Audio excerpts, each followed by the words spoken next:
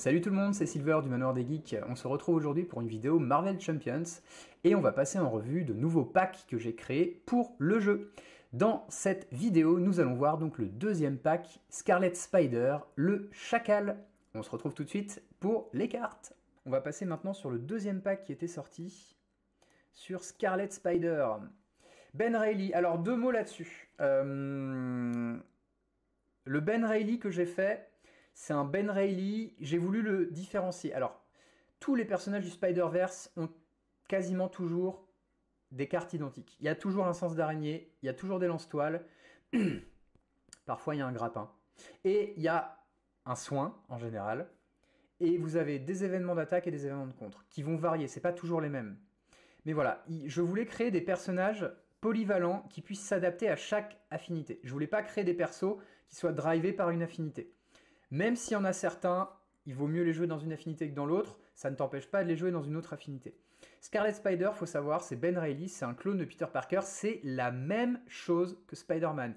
Il a les mêmes capacités, il a les mêmes pouvoirs, donc il fallait que ça transpire, il fallait que la copie se voie, que ce soit une copie en fait, mais avec des éléments différents. Et justement, pour différencier un petit peu Scarlet Spider, il y avait une illustration d'un comics qui m'avait toujours marqué. C'est Scarlet Spider qui est en train de voler avec une toile, je crois, il a une mitraillette dans la main. Et il est en train de tirer avec la mitraillette. Et je m'étais dit, mais c'est quoi ce héros? Et en fait, dans le comics, c'est pas Scarlet Spider qui tire avec la mitraillette. Alors je me demande, soit c'est un... Je sais plus, ça fait tellement longtemps que j'ai lu. Soit c'est un cauchemar qu'il fait, soit c'est un usurpateur. Je sais plus exactement, mais en gros, c'est pas lui. Mais dans les comics récents, là d'où j'ai tiré l'illustration, que d'ailleurs Marvel a repris malheureusement pour en faire l'allié Scarlet Spider qui va sortir là bientôt. Et ben en fait Ben Reilly il pète un câble et il utilise des armes et en fait il tire sur les méchants et donc ça devient un petit comme un Punisher en fait. En gros voilà, il tue pas, je crois pas qu'il tue, mais en gros il utilise des armes pour flinguer les ennemis. Donc je m'étais dit, bah écoute, on va faire une mécanique basée sur des armes. Voilà. Donc des événements armes, les sacoches qui permettent d'aller chercher tout ça, etc., etc. Mais Scarlet Spider, c'est la même chose que Spider-Man, c'est la même carte, c'est les mêmes effets. Ensuite, on a Ben Reilly, choisir sa voie. Donc il faut savoir que dans le comics, quand ils ont déterminé que Ben Reilly était le clone et que Peter était l'original, Ben Reilly s'est barré. Il a laissé Mary Jane, laissé Tante May, et il s'est barré à San Francisco, si je ne dis pas de bêtises, et il a refait sa vie. Et donc, le fait de refaire sa vie, c'est sa capacité, ça permet de regarder les 3 premières cartes dessus de ton deck, de mettre autant de ces cartes que tu le désires en dessous, de manière à trier ce qui va arriver. Peut-être en allant chercher des cartes armes, donc les événements, des lance-toiles, des sacoches, etc. Enfin, vraiment trier ce qui va arriver. Et tu reposes le reste sur le dessus de ton deck. New Scarlet Spider, qui est Kane Parker, qui est le premier clone créé par le Chacal, qui est un clone dégénérescent. Un dégénérescent et un peu tapé du ciboulot. Qui a un pouvoir de précognition, en fait. Donc quand il contre une manigance, tu regardes la première carte du deck rencontre et tu ajoutes à sa valeur de compte le nombre d'icônes de boost imprimées. Je me souviens qu'il a été assez dur à équilibrer celui-ci. À la base, j'avais mis 0 et étoile. Et en fait, souvent, ça arrivait parfois que tu retournes une carte, il n'y a pas de boost. Donc en fait, il va contrer à 0 alors qu'il peut pas contrer. Enfin, c'est pas qu'il peut pas contrer, c'est qu'il va contrer pour rien. Il prend un dégât derrière, et en fait, c'était nul. C'était vraiment pas ouf. Et je m'étais dit, bon bah ok, je vais rajouter donc les boosts et les étoiles. Mais en fait, les boosts et les étoiles, il y a rarement des cartes à 3 boosts plus une étoile. Donc en fait, ça compensait pas vraiment les étoiles. Donc j'ai mis à 1 et j'ai retiré les étoiles. De cette manière, quoi qu'il se passe, quand tu contres à 1. Derrière, tu regardes la première carte du deck, tu sais ce qui va arriver, c'est important, tu as une visibilité sur ce qui arrive, donc ça c'est fort aussi. Et en plus, en général, tu as au moins une carte, tu as au moins un boost dessus, donc ce qui fait que, en gros, il contre à 2 quand t'as pas trop de chance, mais tu vois ce qui va arriver, donc c'est pas mal. En joue, ça coûte 0 quand un sbire est censé manigancer ou attaquer, t'annules la manigance ou l'attaque. En gros, quand il s'active, t'annules l'activation du sbire. Ça, c'était pas mal. Au début, ça coûtait 1, et je m'étais dit, c'est trop cher, faut que tu gardes 2 cartes en main. En plus, faut que tu gardes 2 cartes en main que tu vas perdre au tour d'après, donc tu peux pas les utiliser pour payer alors que t'as ta nouvelle main qui est arrivée. Donc, il fallait que ça coûte 0. Pour un sbire. Par contre, c'est pour un sbire. Pour un méchant, ça coûte 1 maintenant. Enfin, les cartes que j'ai fait plus tard coûtent 1.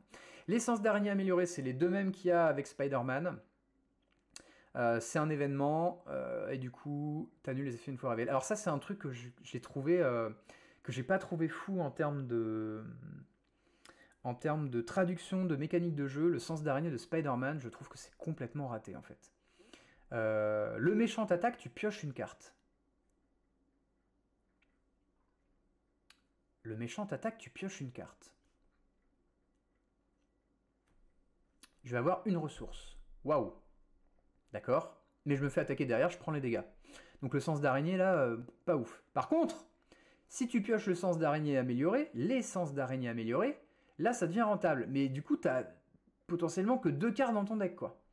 Et l'essence d'araignée améliorée, c'est que t'annules l'effet une fois révélé. Donc, typiquement, là, moi, ce que j'aurais fait, c'est le sens d'araignée qui est sur la carte Spider-Man ou sur la carte Scarlet Spider. Ça aurait été sens d'araignée. Quand un effet, une fois révélé, d'une carte traîtrise, quand une carte traîtrise est révélée du deck rencontre, annuler ses effets une fois révélés. Typiquement, ça aurait pu être un truc. Après, tu aurais pu aussi jouer avec le méchant quand il attaque.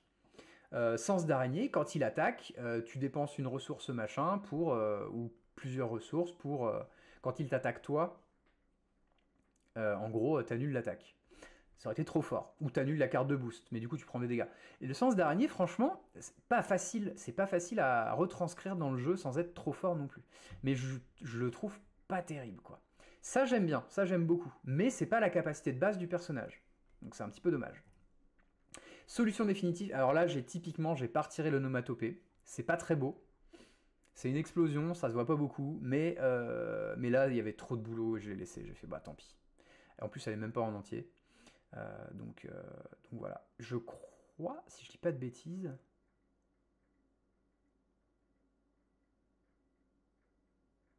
je me demande si j'ai pas détouré le perso.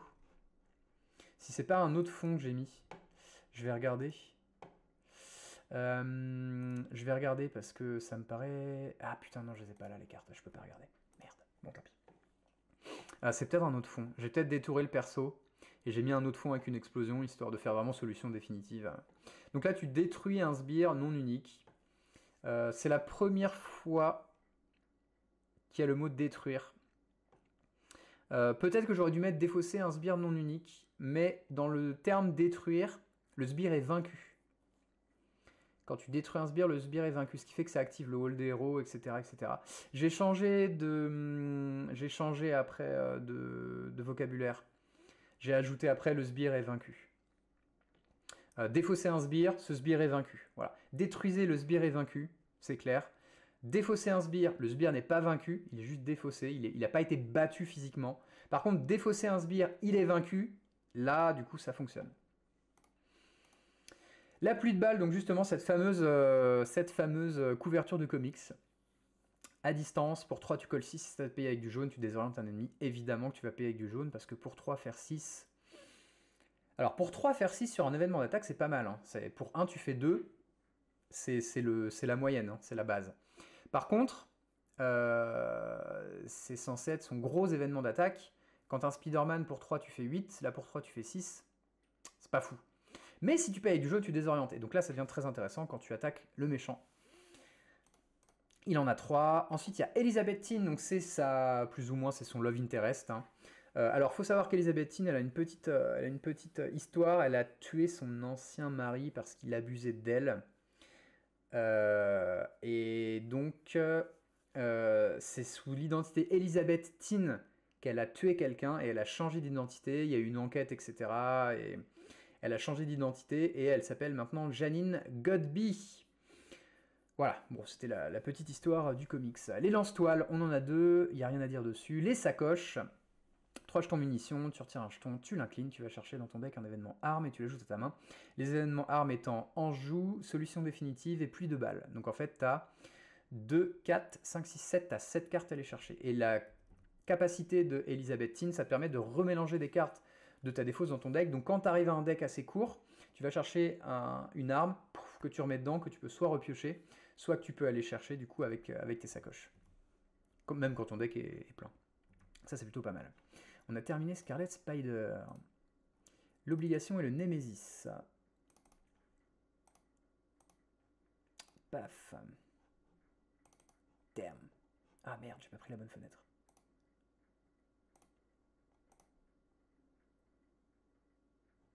Attends, quoi? Qu'est-ce qui se passe là? Tac.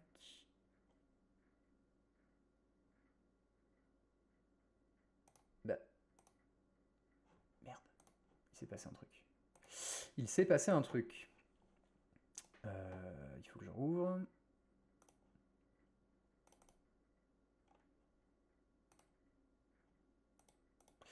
Alors, des documents, Marvel Champions, Scarlet Spider, obligation Nemesis, tac. C'est bon?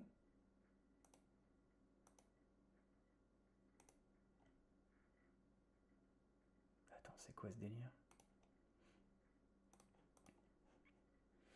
Je n'ai plus accès.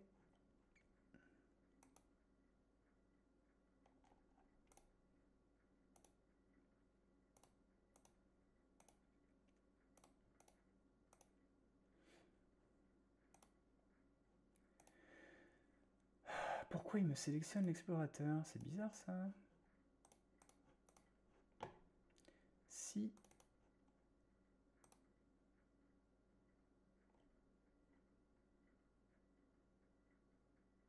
Ouais.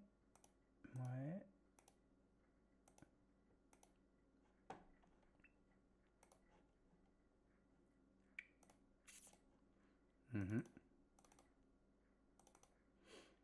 Je vais essayer autre chose, hein, tant pis. Attends, mais c'est quoi ce délire?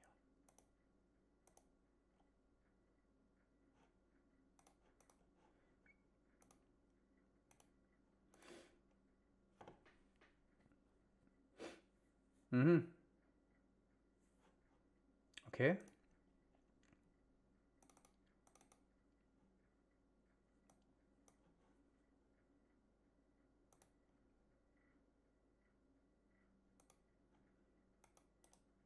C'est pas grave, on va aller le chercher dans la propriété. Voilà. Allez. Du coup, donc affronter son double, vous pouvez passer sous forme d'alter ego. Donc tu peux incliner Ben Reilly et tu retires affronter son double de la partie, ou tu peux t'attribuer une carte rencontre supplémentaire. L'obligation gagne renfort et tu défausses l'obligation. Tiens, d'ailleurs, il y a un espace en trop entre 7 et obligation. Je viens de voir ça. Dégénérescence cellulaire. Une fois révélé, mettez en jeu Kain du deck rencontre ou de la pile de défausse rencontre engagée avec le premier joueur. Si Kain est déjà en jeu, chaque joueur défausse sa main, puis refait sa main. Kain 3-3, sbire, criminel clone, tant que Kain est en jeu, New Scarlet Spider ne peut pas entrer en jeu puisque c'est le même personnage en fait. Et après l'entrée en jeu de Kain, si New Scarlet est en jeu, défaussez-le. Ce qui fait que ton allié signature, s'il est en jeu et que ton Nemesis sort, en fait le New Scarlet se retransforme en méchant Kain, tu perds ton allié, ça devient un sbire à 6 points de vie 3-3. Ça casse un peu des dents.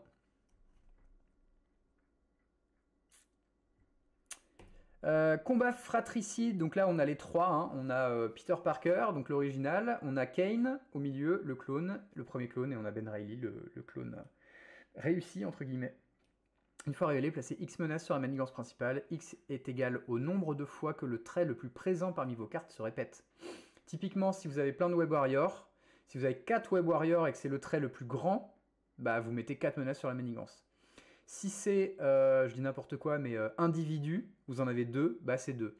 Si c'est Avengers, parce que vous jouez les Avengers, vous avez 6 Avengers sur le board, bah du coup c'est 6, donc vous mettez 6 menaces sur la manigance principale. Ça c'est en alter ego, et en héros c'est la même chose, mais c'est des dégâts. Voilà, donc ça peut être mortel, ça peut être létal. Et résurrection, mettez en jeu le sbire le plus au-dessus de la pile de défausse rencontre, engagé avec vous, ça fait revenir le sbire, le dernier sbire vaincu. Le scénario.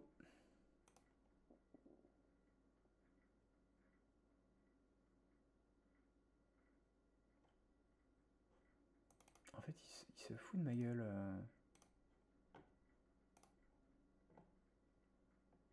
Ah oui, non, d'accord, parce que ça c'est le raccourci pour switcher entre les derniers. Ok, donc faut... ouais, pardon, c'est moi qui... C'est moi qui... C'est moi qui merde. Le chacal. Donc le chacal, Miles Warren, professeur d'université de Gwen et de Peter, qui était secrètement amoureux de Gwen. Il rend responsable Spider-Man de la mort de Gwen, et donc du coup il se venge. C'est un généticien qui a travaillé sur tout ce qui est processus de clonage, et donc qui arrive à cloner des êtres vivants. Ça c'est le pitch de base du chacal. Et donc du coup, le scénario, évidemment, il fallait, comme Ben Reilly est le clone de Spider-Man, il fallait que je lui oppose son créateur, et donc un méchant de Spider-Man, le chacal. Donc le chacal, c'est pas quelqu'un de très fort, c'est quelqu'un de très intelligent, d'où sa manigance qui est supérieure à son attaque. Et après que le chacal manigance, il gagne... Pardon, lorsque le chacal manigance, il gagne plus 1 manigance pour chaque groupe de 2 sbires clones en jeu. C'est-à-dire que par paire de 2 clones sur le board, il gagne plus 1. Donc si vous avez 2 clones, il gagne plus 1. Si vous avez 3 clones, il gagne plus 1 également. Si vous avez 4 clones, il gagne plus 2. 5 clones plus 2. 6 clones plus 3, etc., etc. Donc ça devient une vraie saloperie. Donc les clones, il faut s'en débarrasser rapidement, mais évidemment, il va y en avoir tout un paquet. Ça, c'est le chacal 1, on passe au chacal 2. Une fois révélé, cherchez la manigance annexe, le seul et l'unique dans le deck rencontre ou la pile de défausse rencontre, et révélez-la, mélangez le deck rencontre. Donc là, il gagne plus de manigance pour chaque groupe de 2 sbires clones, c'est un 2-2. Et enfin, la dernière version, c'est un 3-2. Et c'est la même chose, sauf que là, tu vas chercher la manigance annexe, le paradis de Warren, qui est juste horrible, puisque ça a toutes les icônes, sauf l'icône d'amplification. Et lorsque le chacal manigance, encore une fois, il gagne plus de manigance par groupe de 2 sbires clones en jeu. Ça a été dur à équilibrer ça aussi, j'ai été obligé de faire des paquets de clones, parce que plus 1 par clone, c'était trop violent, donc j'ai diminué, j'ai mis par groupe de 2 sbires clones, de manière à équilibrer un petit peu tout ça. Donc mise en place, mettez en jeu l'environnement dégénérescence programmé, pardon. C'est ce qui va expliquer comment vaincre les clones. Et donc là, sur chaque manigance principale, vous allez avoir donc des jetons, des marqueurs dégénérescence, qu'il va falloir retirer parce que sinon ça va compliquer le jeu. Quand un personnage contre cette manigance, il peut retirer des marqueurs dégénérescence au lieu de retirer des jetons menaces. Ajouter un marqueur dégénérescence sur chaque sbire clone en jeu. Voilà, donc quand on passe à l'étape 2,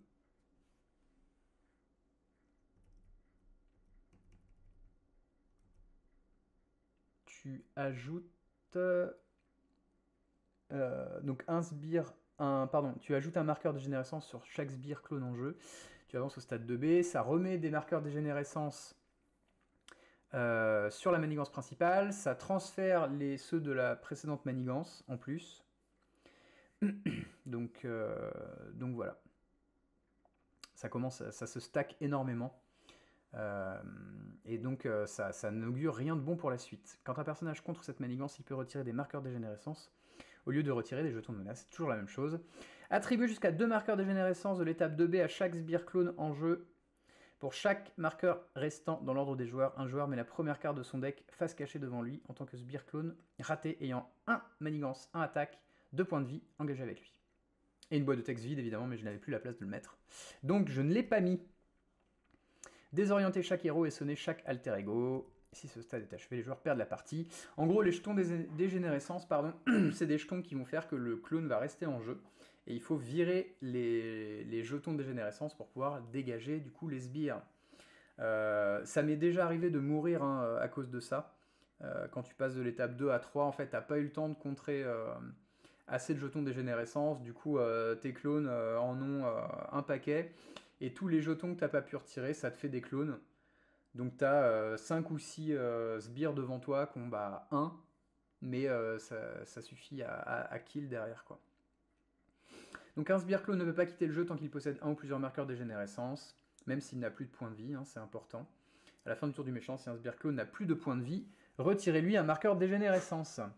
Et sachant que ça les fait durer en plus, mais tu ne peux pas retirer de marqueur dégénérescence du coup sur les sbires, contrairement aux manigances principales. Et donc tu peux, j'ai dit une bêtise, tu peux incliner un personnage que tu contrôles pour retirer un marqueur de dégénérescence d'un sbire clone. Donc ça, en fait, ça va te prendre du temps pour pouvoir éliminer les sbires. Le clone de Miles Warren, c'est un truc tout simple, qui vient en carte de boost aussi, qu'à Villainy, donc on donne une carte de boost, il y en a 3. On a un clone de Spider-Man qui ne peut pas être affecté par des événements car il a un sens de l'araignée, donc les événements ne passent pas. Il est un peu plus chiant à s'en débarrasser lui.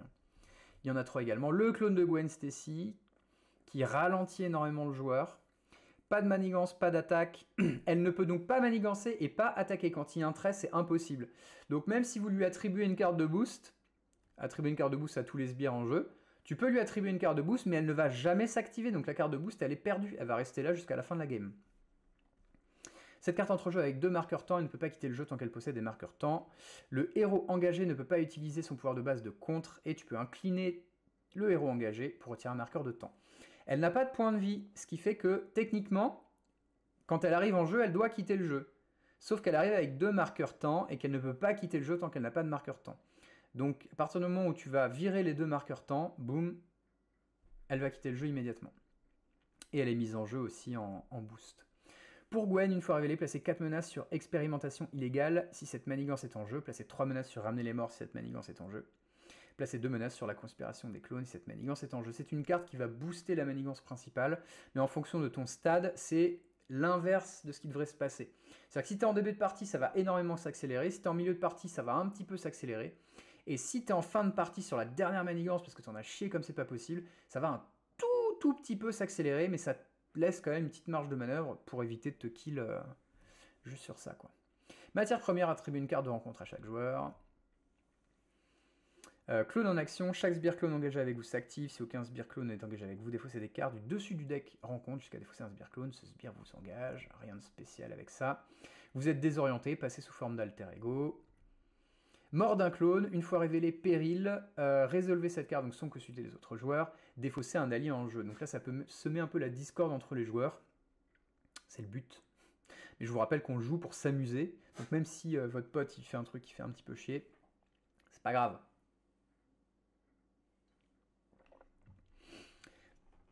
Défausser un allié en jeu, s'il n'y a pas d'allié en jeu, cette carte gagne renfort.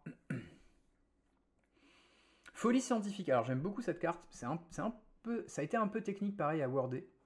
Résolvez 2 fois la prochaine carte traîtrise. Si la prochaine carte traîtrise est une folie scientifique, défaussez-la et défaussez les cartes du dessus du deck rencontre jusqu'à révéler une.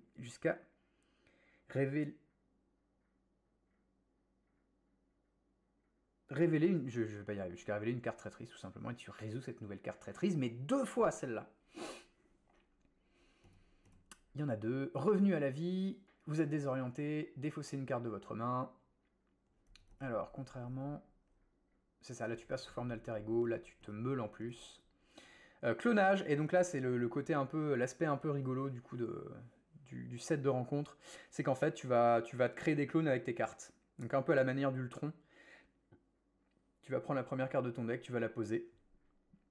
Et ça va être un clone en fait de l'allié le plus fort en jeu. Donc il va avoir la valeur de contre et de l'allié ayant le coût le plus élevé. Bon, en général, c'est un peu mince. Waouh, je trouve pas mes mots. C'est un petit peu relié, hein. Forcément, un allié qui coûte 6, 7 ou 8, il va avoir des stats de port, ou alors un effet de port.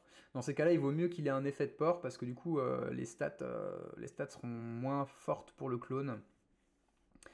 Donc même valeur d'attaque et 3 points de vie, si aucun allié est en jeu, ça gagne renfort. Et enfin, on a les 3 manigances. Le coût de chaque allié est augmenté de 1 avec une carte d'aléa. Un icône d'aléa, pardon. Une fois révélé, ajouter une menace supplémentaire sur cette manigance pour chaque carte unique en jeu. Alors ça fait mal aussi. C'est pour ça que c'est 1 par joueur, parce que les cartes uniques, bah déjà t'as les héros. Donc ça commence, voilà. T'as tous les alliés. Après, tu as quelques soutiens, et ensuite, tu as les upgrades, les améliorations, et les soutiens. Donc là, ça peut monter vraiment très très vite. Et le paradis de Warren, qui est une véritable saloperie, puisque ça a les 3 icônes. Icône de crise, icône d'aléa, et icône d'ampli... Non, pas d'amplification. Ah, j'ai plus le terme de l'icône. Qui donne plus 1 lorsque la manigance monte. Voilà, on a terminé le scénario du chacal. On va passer au deck modulaire sans éthique.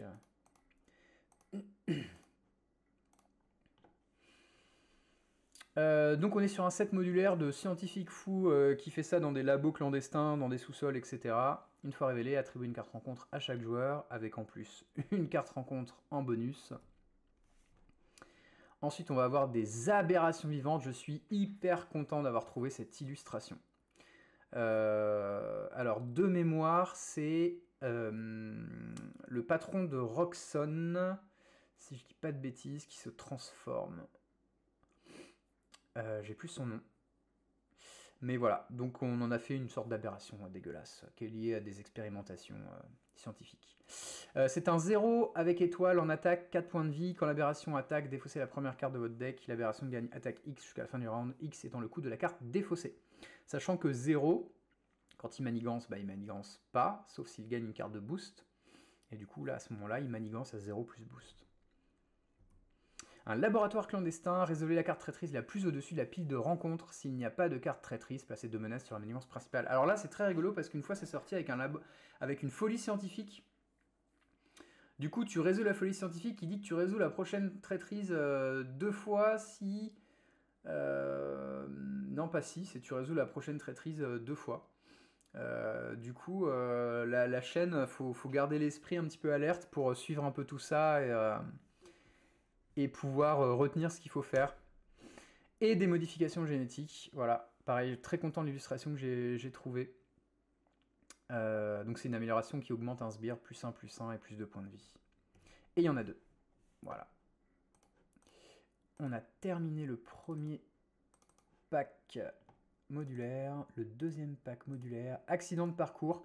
Alors accident de parcours, c'est né de la volonté d'avoir des Némésis plus présents dans les parties de Marvel Champions, parce que je trouve que le Némésis, en fait, t'as une carte.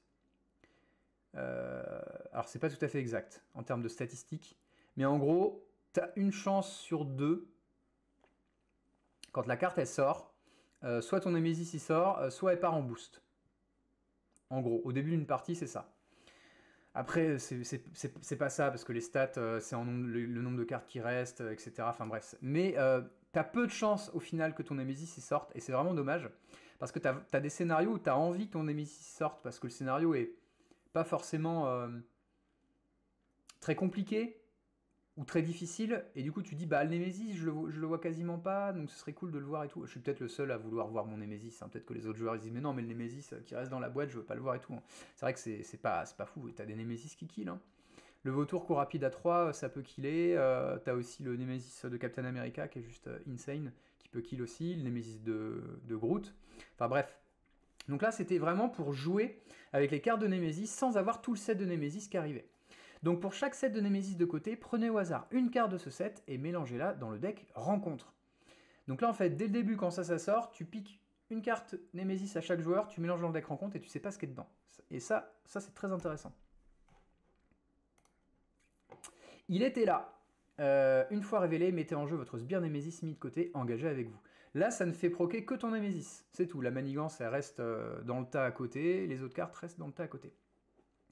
Alors pour info, j'ai eu beaucoup de mal à trouver l'illustration pour ça. Je voulais une illustration avec une silhouette, une porte ouverte, où vraiment tu as l'apparition de... En fait, putain, c'est lui, il est là, quoi. Mais pour info, je crois que c'est Nova. C'est Nova qui est représenté par cette illustration. Moi, j'aurais plutôt dit le Shredder, hein, franchement, il a la gueule du Shredder, en tout cas en nombre. Mais il me semble que c'est Nova qui est là. Mais je l'ai utilisé comme si c'était un méchant. Donc j'en ai mis 2. Il y a prise de risque, révélez votre manigance annexe Némésis mise de côté et mettez-la en jeu. Si votre manigance annexe n'entre pas en jeu à cause de cet effet, révélez la manigance annexe Némésis d'un autre joueur et mettez-la en jeu. Si aucune manigance annexe Némésis n'entre en jeu à cause de cet effet, cette carte gagne en renfort. Donc tout à l'heure ça fait sortir le Némésis, là ça fait sortir ta manigance annexe. Et sur le dernier, le poids du passé, qui est une carte que j'adore.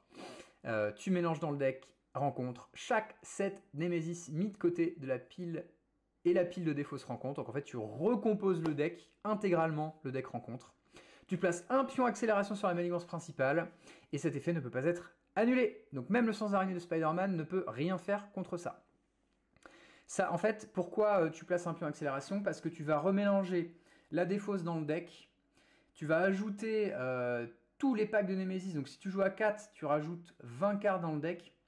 Donc en fait, avant de faire tourner le deck, bon, c'était la petite compensation de mettre un pion accélération. Voilà, c'était pour compenser un petit peu ça.